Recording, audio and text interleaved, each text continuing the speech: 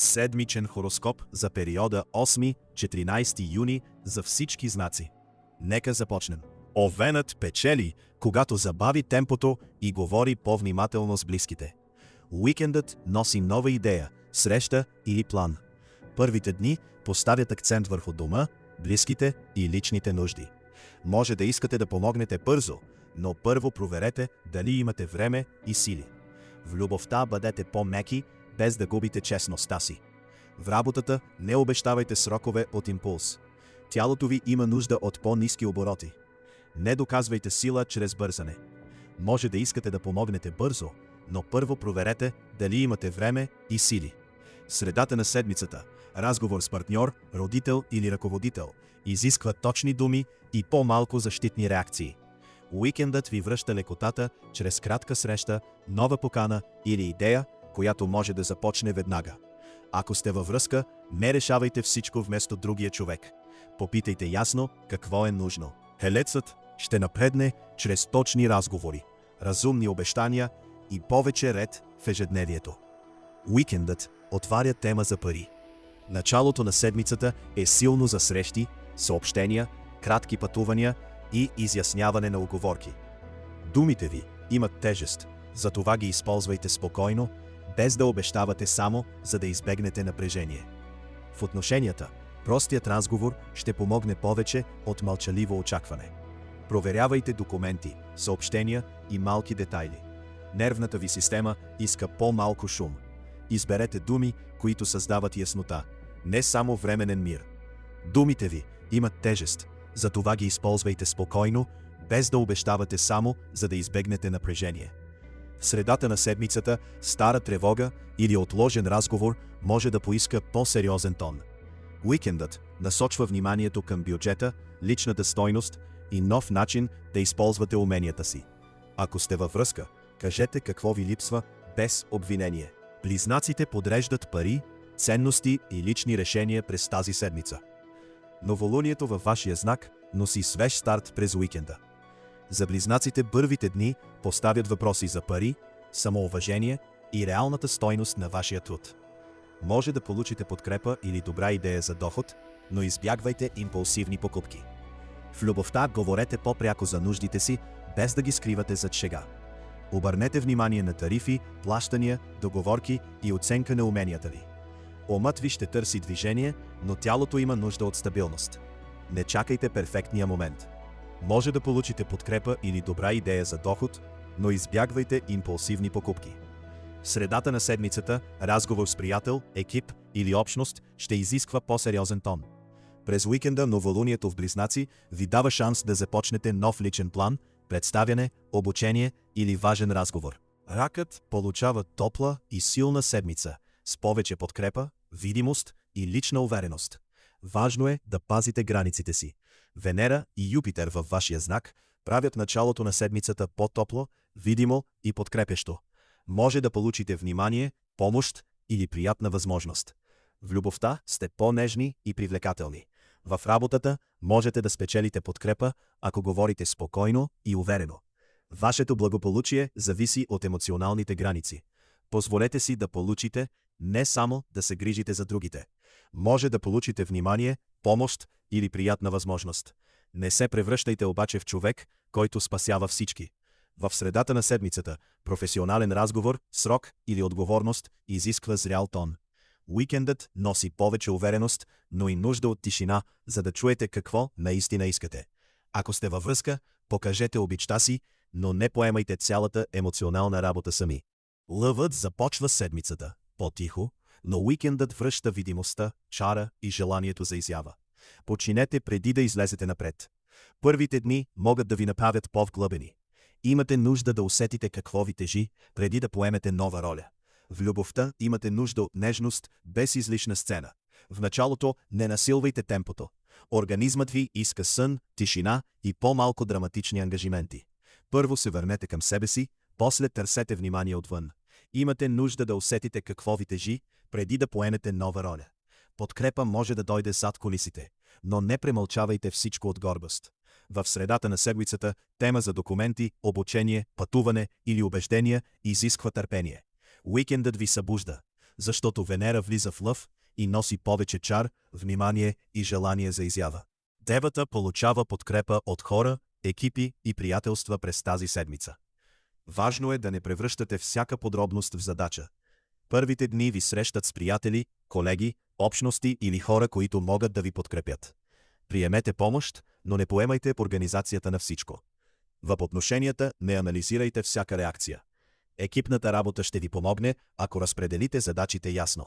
Намалете списъка с задачи до най-важното. Не всяка подробност заслужава спешна поправка. Приемете помощ, но не поемайте организацията на всичко. В средата на седмицата тема за общи пари, доверие или лична отговорност може да поиска конкретен разговор. Уикендът е по-тих и е подходящ да си дадете почивка, преди да започнете нов работен или личен цикъл. Ако сте във връзка, попитайте директно какво може да се подобри. Везните излизат на по-видимо място в работата, партньорствата и важните разговори. Ясните граници ще пазят спокойствието ви. Началото на седмицата носи шанс за признание, подкрепа или по-топъл контакт с човек, който влияе на професионалната ви посока. Приемете доброто отношение, но не обещавайте повече, отколкото е разумно. В любовта не избягвайте конкретните теми, само за да запазите хармония. Работата може да донесе видимост, но и повече отговорност. Вашето спокойствие зависи от това да не огаждате автоматично. Яснотата няма да развали истински важните връзки. Приемете доброто отношение, но не обещавайте повече, отколкото е разумно. В средата на седмицата партньорски разговор може да стане по-сериозен и да поиска точни условия. Уикендът отваря по-лек социален тон, нова покана или идея за обучение, пътуване и публична изява. Ако сте във връзка, говорете за очаквания и време. Скорпионът гледа по-далеч през тази седмица, но трябва да говори по-просто и спокойно. Уикендът носи професионална видимост. Седмицата започва с желание за по-широк хоризонт. Пътуване, учене или разговор, който ви изважда от стар модел. Подкрепа може да дойде от човек с опит или от нова гледна точка. В любовта не използвайте мълчанието като проверка. В работата подредете рутинните задачи, преди да гоните по-голяма цел. Грижете се за режима си, особено ако напрежението се събира в тялото. Не превръщайте силата си в затворена позиция. Подкрепа може да дойде от човек с опит или от нова гледна точка. В средата на седмицата ежедневна задача, здравен режим или работен детайл изисква дисциплина. Уикендът насочва вниманието към кариера, авторитет и нов начин да се покажете по-уверено пред другите. Ако сте във връзка, кажете директно какво ви тревожи.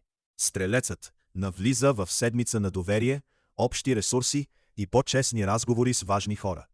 Уикендът връща лекотата и перспективата. Начало на седмицата поставя акцент върху споделени пари, близост, доверие и теми, които не търпят повърхностни отговори. Може да получите подкрепа, но трябва да сте ясни какво давате и какво очаквате. В любовта бъдете открити, но не бягайте от трудната част на разговора. Работата изисква внимание към договори, плащания, общи ресурси и чужди очаквания. Намалете склонността да избягвате напрежението чрез движение. Свободата ви ще стане по-силна, когато е подкрепена от честност. Може да получите подкрепа, но трябва да сте ясни какво давате и какво очаквате. В средата на седмицата, любовен, творчески или детски въпрос може да изисква по-зрял подход. Уикендът отваря врата към пътуване, обучение, нова идея или разговор, който връща оптимизма ви. Козирог среща важни теми в партньорства, клиенти и близки отношения. Не носете сами отговорности, които трябва да бъдат споделени. Партньорства, клиенти, близки хора и договорки излизат на преден план още в първите дни. Може да получите подкрепа или жест, който стопля отношенията, но не позволявайте благодарността да ви вкара в прекалени задължения. В любовта е важно да не изглеждате силни за сметка на близостта. Работата изисква ясни договорки с клиенти, колеги или партньори. Пазете се от навика да стягате всичко в себе си. Силата не означава да носите всичко сами. Може да получите подкрепа или жест, който стопля отношенията, но не позволявайте благодарността да ви вкара в прекалени задължения.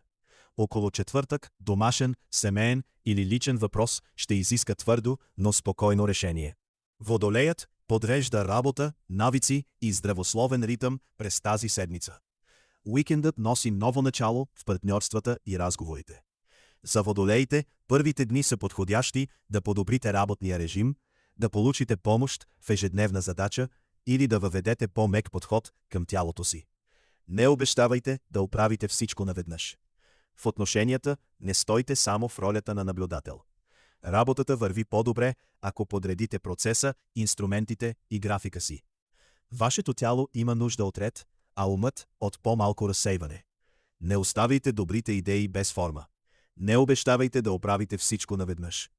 В средата на седмицата разговор, документ или кратко пътуване може да изисква повече търпение и точност. Уикендът пренася фокуса към партньорства, покани и ново споразумение, което може да започне по-лек етап. Ако сте във връзка, включете се с конкретно предложение. Рибите получават повече любов, вдъхновение и творчески импулс през тази седмица. Нужно е само да сложите ясна мярка на обещанията. За рибите първите дни носят повече радост, романтика, творчески идеи и желание да споделите нещо лично. Подкрепата е реална, но не обещавайте време или чувства, които не можете да дадете спокойно. В любовта сте по-отворени и привлекателни. В работата използвайте въображението си практично. Пазете енергията си от емоционално разпиляване. Вдъхновението е силно, когато има форма. Подкрепата е реална, но не обещавайте време или чувства, които не можете да дадете спокойно. В средата на седмицата тема за пари, стойност или сигурност може да ви върне към практични решения. Уикендът е добър за нов работен навик, по-лек режим или малка промяна, която подобрява ежедневието ви. Това беше седмичният хороскоп за периода 8-14 юни за всички знаци. Благодаря ви, че гледахте и до скоро в Астро Хороскоп.